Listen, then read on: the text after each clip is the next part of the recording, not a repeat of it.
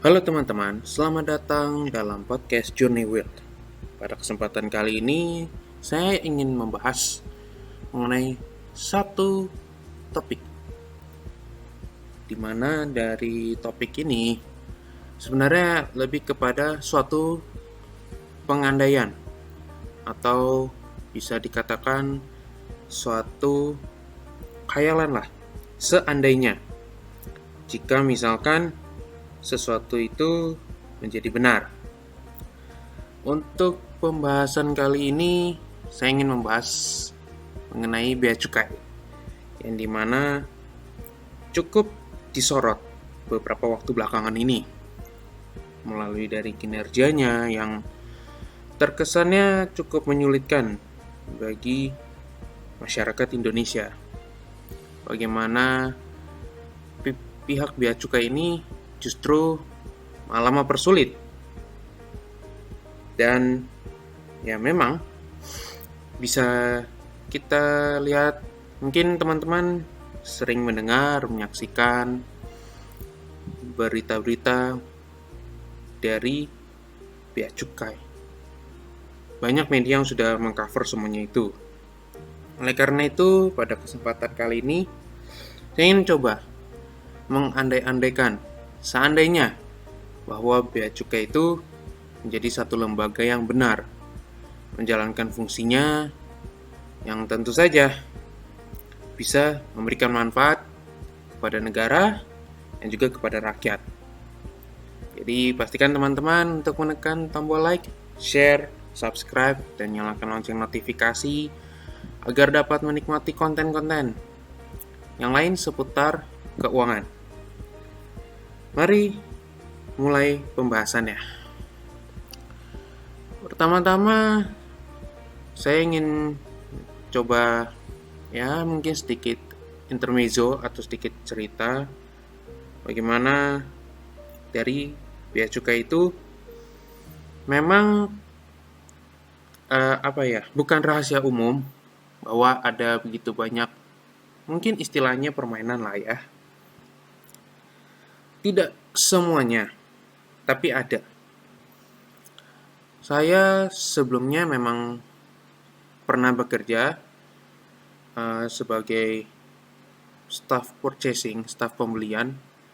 Ya, kebetulan pembeliannya ini kan impor ya. Karena waktu itu pembeliannya memang supplier itu dari Jepang. Jadi setiap minggu itu selalu ada barang dari Jepang datang ke Indonesia untuk dijual kepada customer-customer di Indonesia. Nah, terkadang ketika misalnya melakukan impor, itu kan ada namanya HS code. Jadi semacam kode tertentu yang akan menunjukkan bahwa barang ini harus dikenakan tarif berapa. Ada yang dari 0%, ada yang 5%, ada yang 10%, macam-macam lah. Tentu kalau misalnya teman-teman penasaran, bisa cari saja atau cek saja melalui internet, karena itu banyak sekali kategorinya. Entah itu dari bahan-bahan pangan, kemudian material seperti besi, kemudian ada bahan-bahan lainnya yang tentunya kalau misalnya saya bahas itu gak akan ada habisnya. Saya rasa pembahasannya akan sangat amat panjang dan lama. Jadi intinya ada HS code yang tentunya harus digunakan. Nah, barang-barang dari Jepang itu kan banyak. Ada berbagai macam tipe, berbagai macam bentuk. Nah, biasanya dengan banyaknya itu dia ambil 4 sampai 5 lah. 5 macam HS code. Anggaplah 5 HS code yang harus dicantumkan. Nah, tentunya dengan pencantuman HS code tersebut diharapkan bisa mengurangi dong biaya. Karena kan HS code itu ada yang tarifnya 0%. Tarif ini adalah tarif biaya masuk.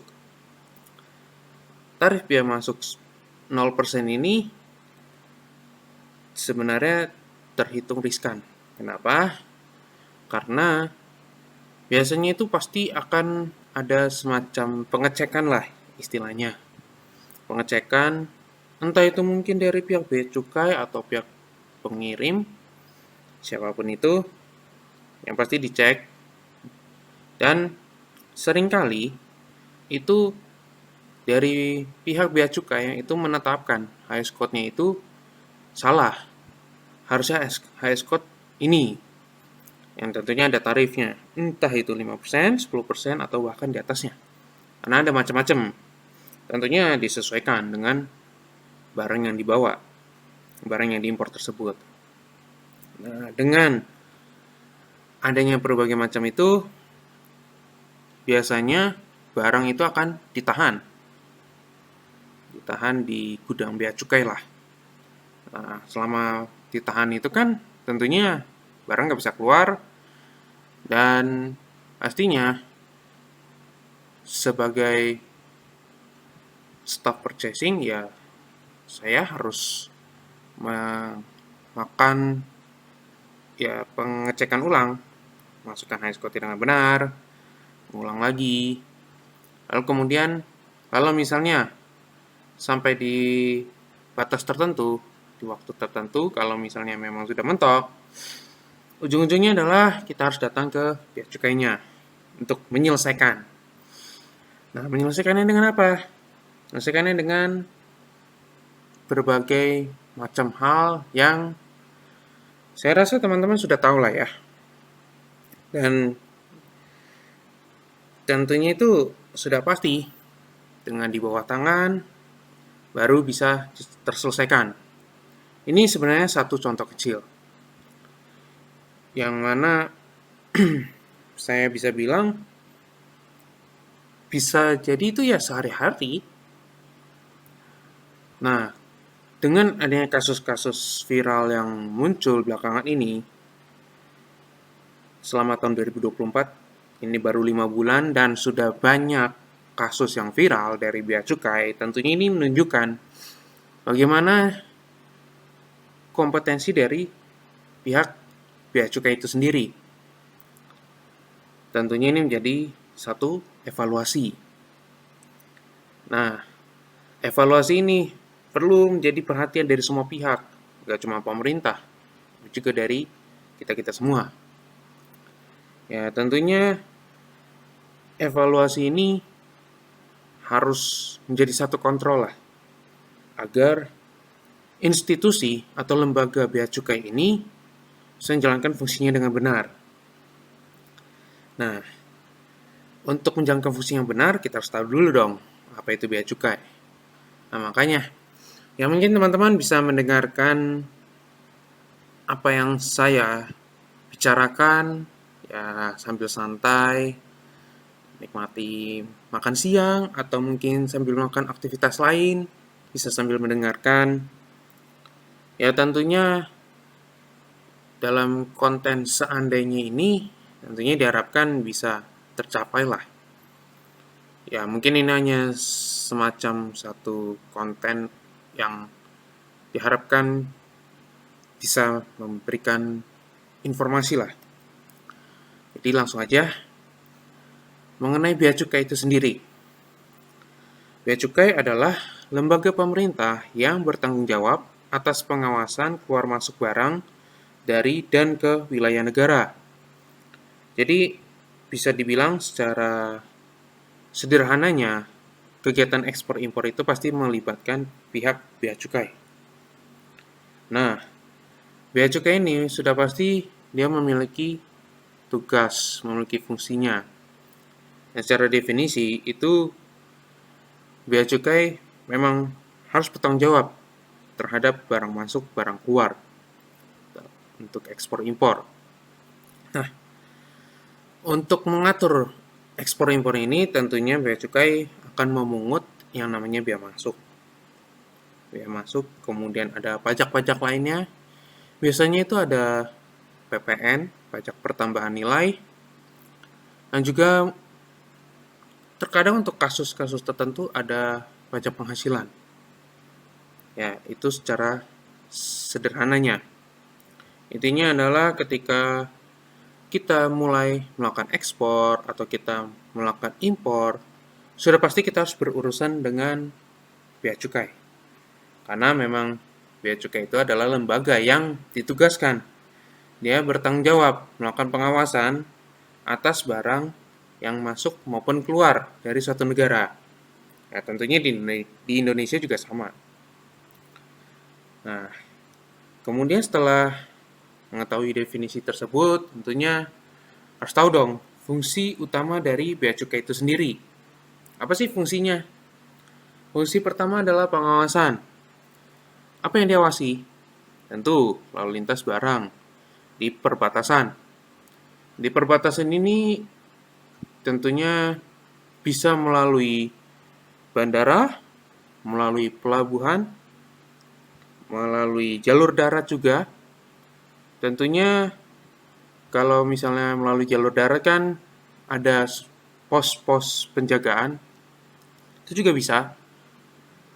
Tapi kan kalau saat ini lebih banyak itu kan melalui bandara, melalui pelabuhan, yang tentunya tarafnya itu internasional.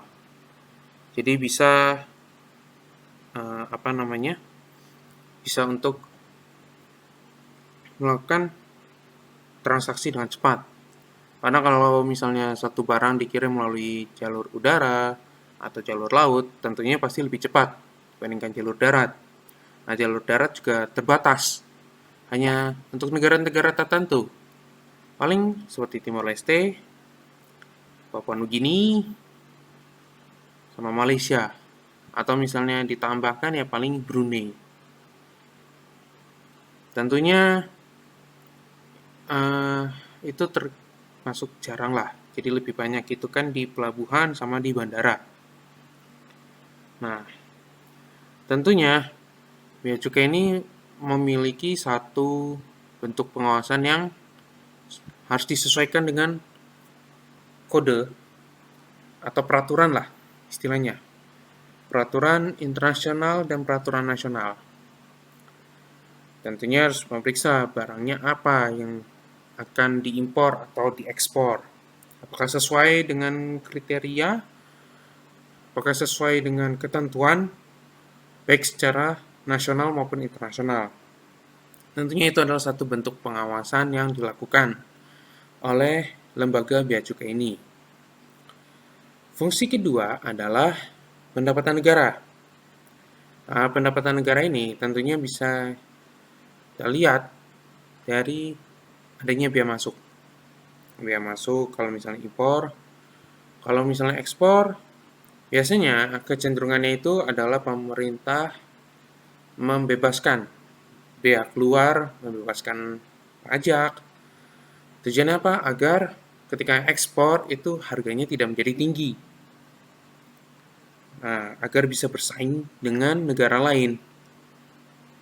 Karena kan kita berada di satu perekonomian global, di mana kita bersaing itu tidak hanya secara domestik, tapi juga mancanegara dengan negara-negara lain. Tentunya dengan pembebasan tersebut ya pastinya ekspor kita akan jauh lebih tinggi. Berbeda untuk bea masuk, itu adalah impor dikenakannya. Nah, dengan pengenaan bea masuk, tentunya barang impor itu jadinya lebih tinggi. Nah, dengan barang impor lebih tinggi, itu kan diharapkannya bisa mengurangilah ketergantungan terhadap impor. Itu tujuan utamanya dari pengenaan bea masuk, kemudian ada pajak-pajak. Tujuannya adalah untuk bisa mengurangi ketergantungan terhadap impor. Kemudian fungsi yang ketiga yaitu perlindungan industri dalam negeri. Ini sebenarnya berkesinambungan dengan poin yang kedua. Di satu sisi, pendapatan negara itu jadinya meningkat karena adanya bea masuk. Dan di sisi lain, kita sebagai masyarakat itu juga bisa mendapatkan perlindungan. Jadi ketika ada barang impor yang sebenarnya sama nih dengan barang yang ada di dalam negeri. Tentunya diharapkan agar barang dalam negeri ini bisa bersaing. Harga bisa lebih murah, kualitas juga tetap bagus. Diharapkan ya lebih banyak belinya yang domestik dibandingkan impor. Dengan impor dengan harga yang sudah jauh lebih tinggi, karena adanya pengenaan biaya masuk, pengenaan pajak, ya diharapkannya adalah bisa untuk menekanlah ketergantungan impor dan lebih memfokuskan kepada barang-barang domestik. Nah, tentunya ini juga membantu dan mendukung kebijakan ekonomi nasional. Ya, bisa dilihat dan bisa juga ada beritanya juga kan. Mungkin teman-teman mendengar ada berita bagaimana perekonomian Indonesia saat ini itu tumbuh 5,11%, sekitaran itulah. Di atas 5% lah. Nah, itu kan menunjukkan bagaimana kuatnya perekonomian Indonesia.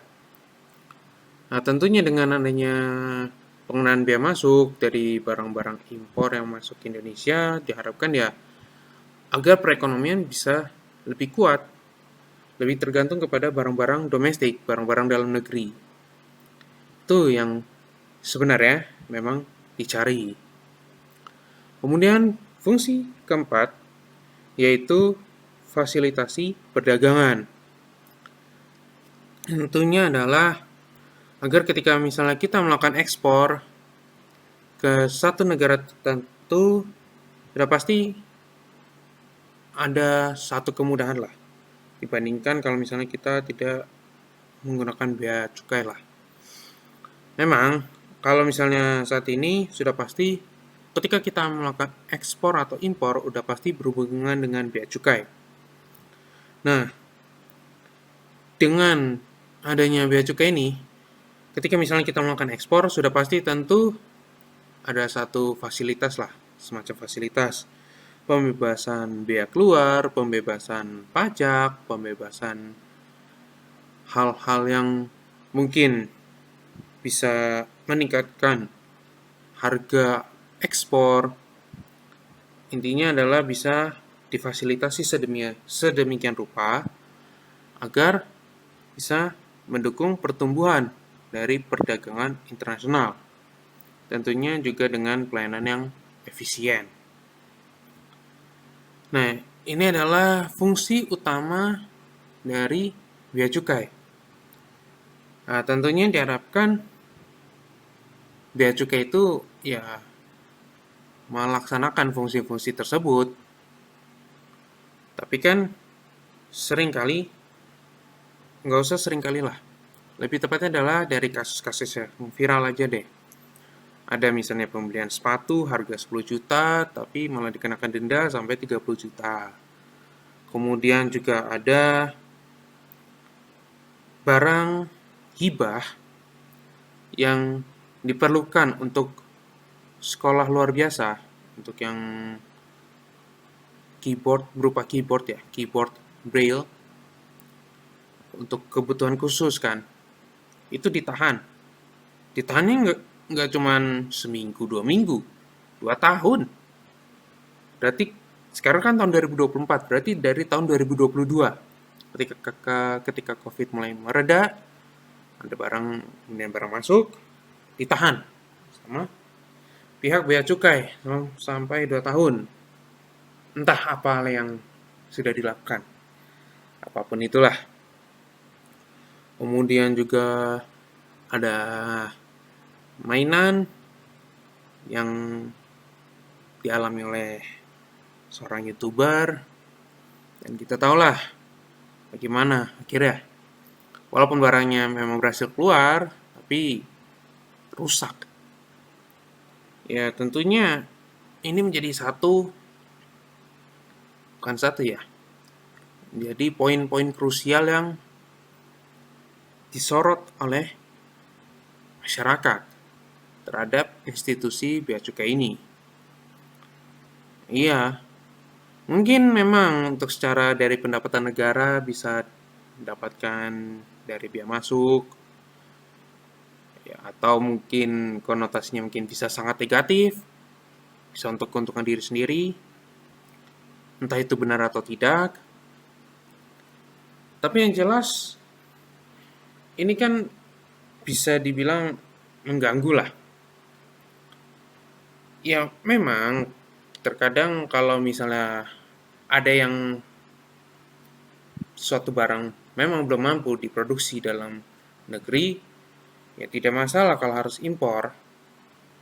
Tentunya kan dengan impor tersebut tidak melulu hanya semacam konsumerisme saja. Tidak hanya sekedar untuk beli, pakai sendiri, ya tidak selalu seperti itu.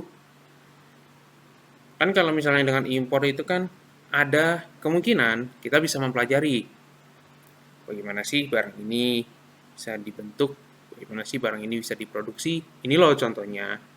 Kira-kira kalau misalnya kita tiru, modifikasi, kira-kira bisa atau tidak, materialnya apa, apakah kita punya, banyak macam hal. Memang bea cukai itu ya mengawasi agar tidak ada penyelundupan. Tapi kan masalahnya ini sudah dalam tahapan sebenarnya istilahnya resmi lah. Ada dokumennya semua kok. Itu yang menjadi sorotan. Makanya itu ya bisa dibilang apa ya?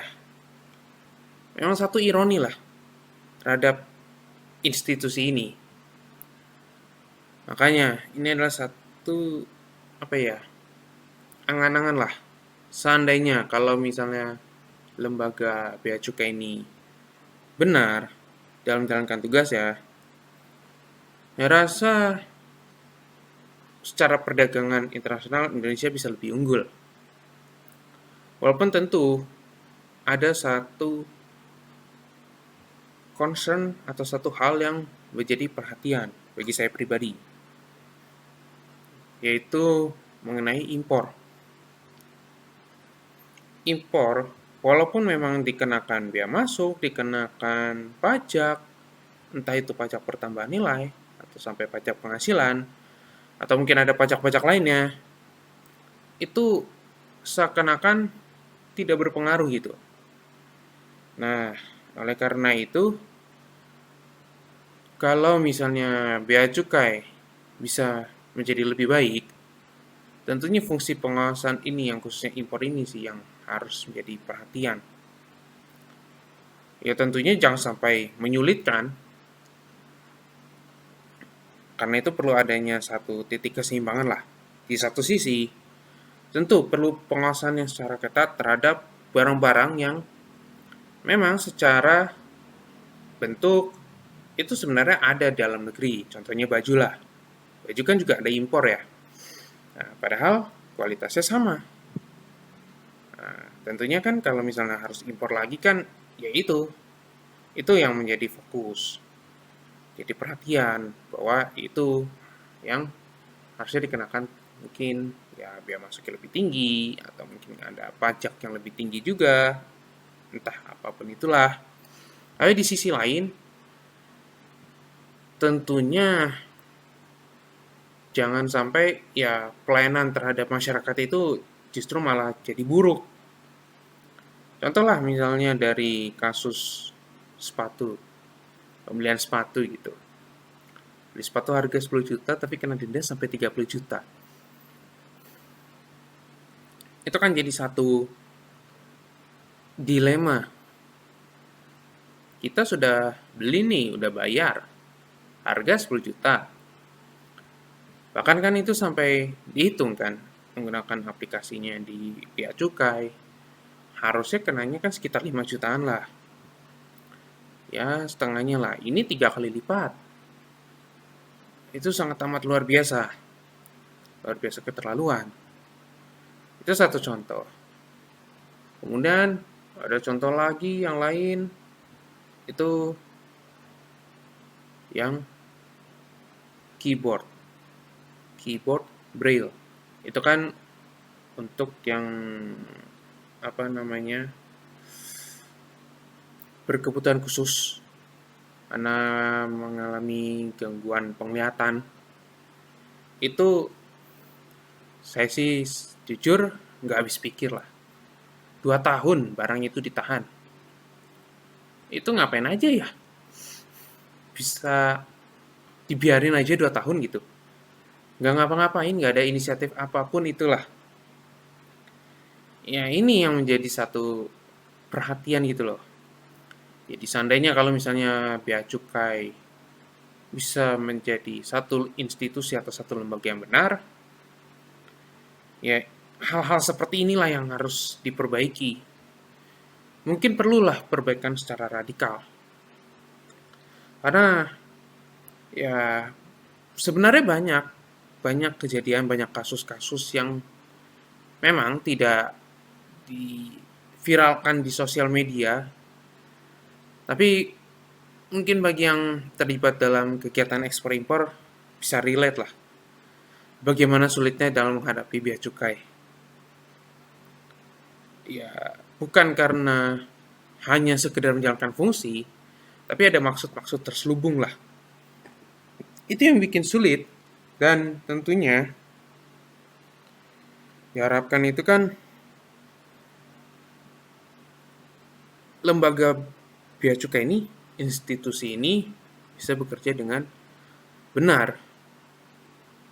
Makanya perlu ada pengawasan yang lebih tinggi secara struktural.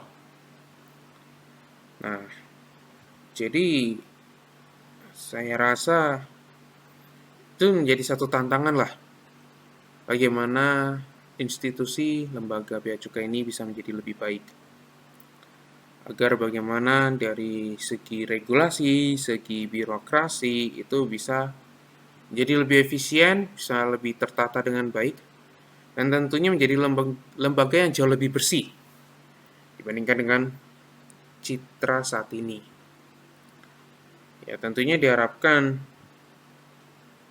bisalah institusi bea cukai ini menjadi lebih baik seandainya. Jadi kurang lebih pembahasan ya apa yang saya bicarakan mengenai satu institusi atau satu lembaga ini menjadi satu angan-angan lah. Harapannya ya tentunya angan-angan ini bisa tercapai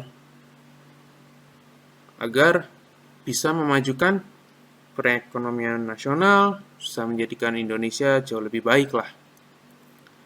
Tentunya perlu ada semangat nasionalisme. Jadi saya rasa sudah cukup sampai di sini. Ya, kalau misalnya teman-teman ada mungkin komentar, ada pertanyaan, atau mungkin teman-teman ada tanggapan, ya bisa langsung tuliskan di kolom komentar.